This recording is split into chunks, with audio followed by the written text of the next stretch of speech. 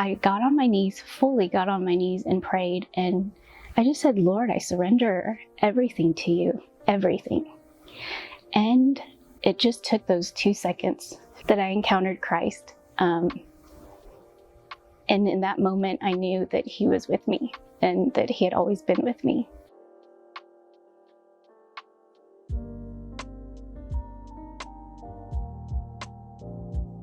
Hey everybody, my name is Leslie Cervantez. My family and I have been parishioners here at Christ the Good Shepherd since 2010. A little bit about my backstory growing up. We did not go to church, didn't know about God or, different religions, anything like that. So basically a lot of the stuff that I knew growing up was just what I saw around me in the world. But it was never a reality or anything tangible for me. As a matter of fact, the way that I learned the Our Father was because our volleyball coach had us pray the Our Father before every game, and so I thought everybody around me belonged to a cult. By the end of the season, I learned to pray the Our Father. When I was a junior and senior, I was finally allowed to visit, and spend the night with my friends. I went to church with them on Sundays because that's what they did as a family. And so that was my first experience inside a church. And the very first time I visited a Catholic church was pretty powerful for me. There was a deep connection in the presence of the Holy Spirit. And the very first time that I kneeled, I cried because there was something there, and I knew I wanted to learn a little bit more about it. So after my senior year, or towards the end of my senior year of high school, I started meeting with the priest on my own, just learning a little bit more and asking him questions about faith. And he recommended that I go to RCIA to learn more, and so I did. However, I actually went through the RCIA program 3 times because I didn't feel worthy. I felt like there was still something missing that I wasn't getting. So the first time I went through RCIA, there was a girl my age, and she told me, it's not fair that you get to receive your sacraments just after a couple of months, and I've had to go to Sunday school every day. I immediately felt unworthy of joining the Catholic Church, so I went through RCIA 3 times. I guess 3rd time's the charm, right? And so I was baptized when I was 18. It was probably, I think, like a week or 2 before my 19th birthday. My husband and I, we actually started our family really, really young. And so in a very short amount of time, I received all my sacraments. Well, not all of them, but I received most of my sacraments, at once. It didn't really impact my day-to-day life, and as a family, we were not consistently going to church. We just didn't have a relationship with God as individuals and as a family. I mean, we knew that church was important and that it's something that you do, but it wasn't part of our everyday life.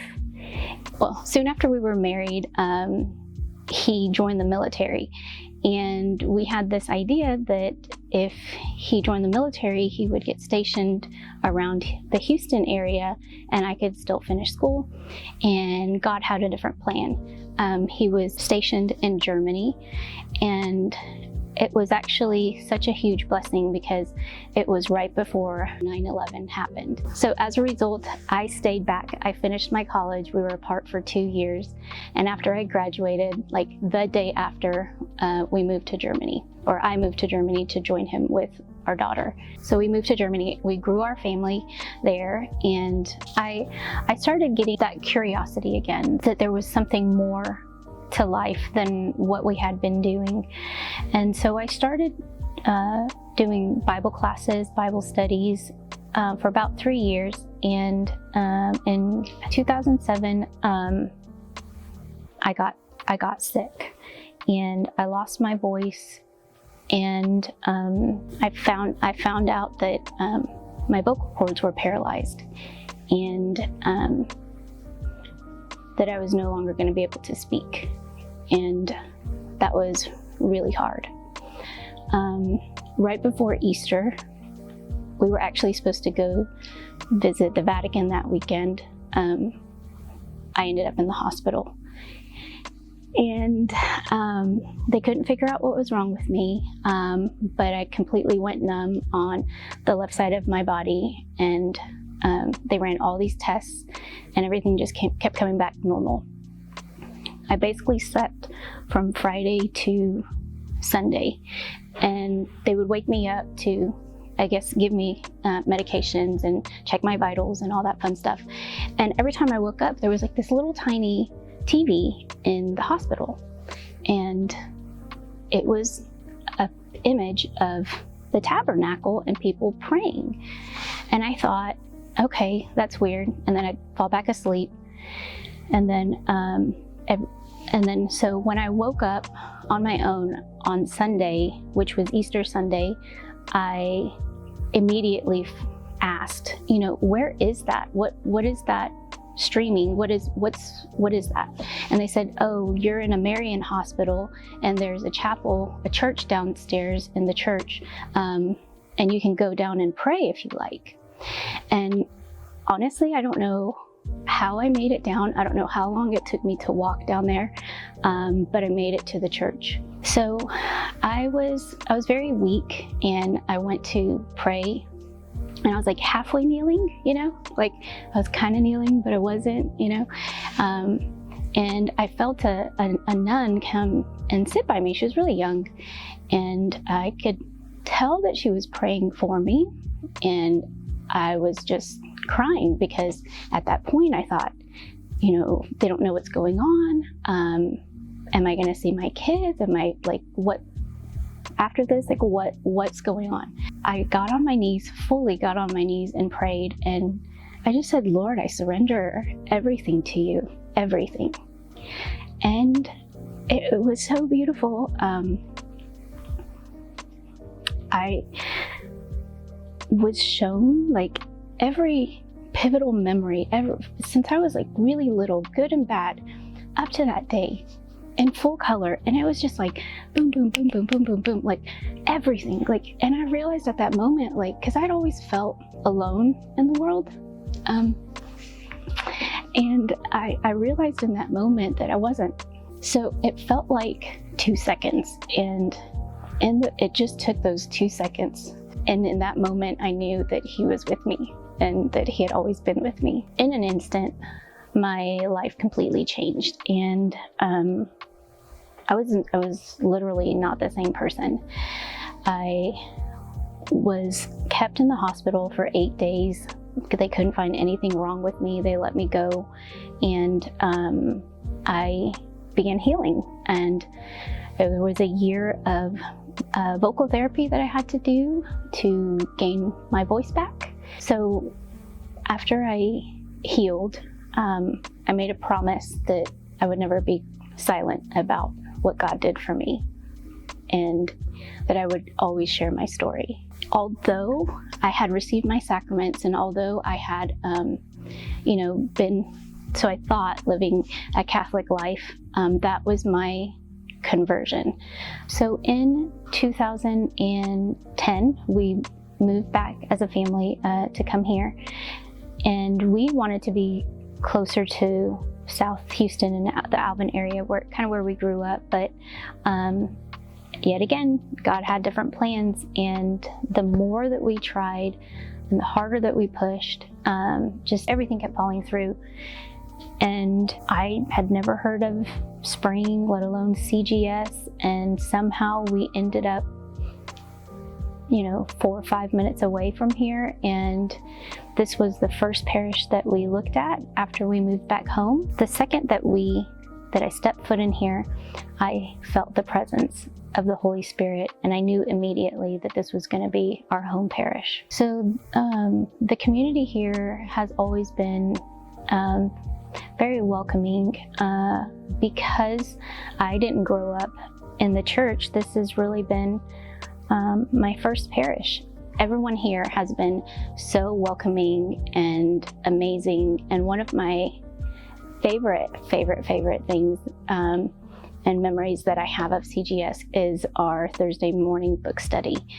And I must have been in the classes for 7 years, I can't remember, and just a great group of people who were, let's just say I was the youngest one in the class. So I got to learn so much about the Catholic faith and the culture, and people who went through World War II, and seeing actually experiencing the change through Vatican II, and hearing their stories and listening to what they had to go through, and seeing how strong that their faith was through this whole time. That was huge for me. It's almost like I had grandparents here in the church that they could just pass this on, and just to see how strong their faith was through every point of difficulty and celebrations and loss and everything that life throws at you. That stuck with me. So I learned from them how important it was to live your life, not just here, but in your everyday. And I think because of that, I wanted to serve and give back. And I didn't really know where I fit in the beginning and what I could do to help. And I guess if you ask anybody, I've almost done it all here on some level. And it's more of a testimony of how much God wanted me to learn about His church. And in this parish, I've been able to try a lot of different ministries and really find where my gifts are. And nobody could have ever told me that without me experiencing through the years how I fit in, where I fit in, and what I could offer back to the church. And that's my biggest thing that I've found. I've literally found my voice through Christ here, and it's my home. So if you're sitting in the back pews, and that could mean anything, back pew, even in your own life, in your faith, or physically here in the church, you are here for a reason, and that you may or may not know at this point. But the fun part, the interesting part, the part that you learn and that you grow is just taking a step of faith into just asking somebody about anything in the church. If you don't really know who to go to, there are a lot of ministries here at CGS that you can be a part of. And I know from personal experience that I had to try out a lot of different things until I figured out where God needed me the most. And through that, I've learned so much about myself. And if you're here, it's because you're hungry. You're wanting something deeper in your faith. You feel some type of importance. And I don't want to say obligation, because that's not the right word, but a sense of belonging and wanting to be here. And I think that it's okay to explore that. Even if you don't know exactly what your gifts are, try different things. I bounced around so many different ministries, just learning about myself, learning about the parish and how I could better serve. And what's really neat now is if I see somebody having gone through this experience, I can say, oh my goodness, you'd be really great in this ministry. So if it's not for you, maybe God's allowing you to experience different things to share that with others. There's so much to do here, and it wouldn't be complete without you. And it just takes a little bit of faith and courage to step forward. And a theme that's been going on is anything you ask in your Father's name, He will give you. So if you are looking for something deeper, just ask, and hopefully God will lead you to the right person to help guide you through that. Thank you guys so much for checking this out. And if you see me around in the church, feel free to come up and say hi, introduce yourself. And if you have any questions, I can do the best that I can to help, or I can help point you in the right direction on where you need to go. And many blessings to you and your family. God bless.